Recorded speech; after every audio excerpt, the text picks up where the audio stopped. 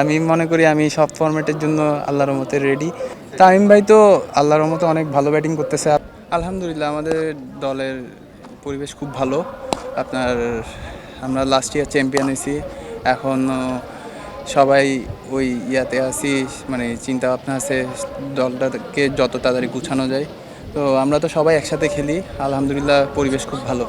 না আসলে আপনার আমরা তো সেই সবাই ম্যাচের মধ্যে ছিলাম, এনসিএল এর খেলার মধ্যে ছিলাম। তো সবাই চেষ্টা করছি হলো, মানে আপনার সামনে তো সময় নাই।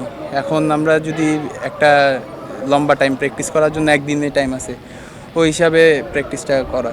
আপনার প্রতিযোগিতা তো বেশি, আপনার ওটা আমাদের টিমের জন্যই ভালো।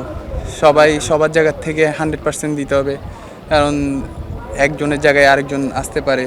ওই জন্য আপনার প্রতিযোগিতা বেশি থাকলে তো আপনার কম্পিটিশনটা যখন ভালো হবে তখন টিমের রেজাল্টটা আলটিমেটলি ভালো হয়। হ্যাঁ অবশ্যই, তামিম ভাই তো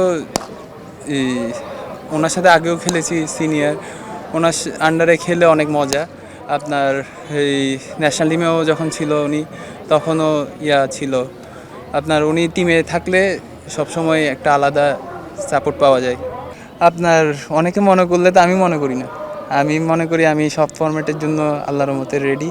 আমি যখনই যে খেলাটা আছে ওইটা এনজয় করি। তামিম ভাই তো আল্লাহর রহমতে অনেক ভালো ব্যাটিং করতেছে। আপনার এনসিএলও দেখেন 4টা ম্যাচ খেললো, ওখানেও 2টা বড় স্কোর করলো, একটা নট আউট ছিল।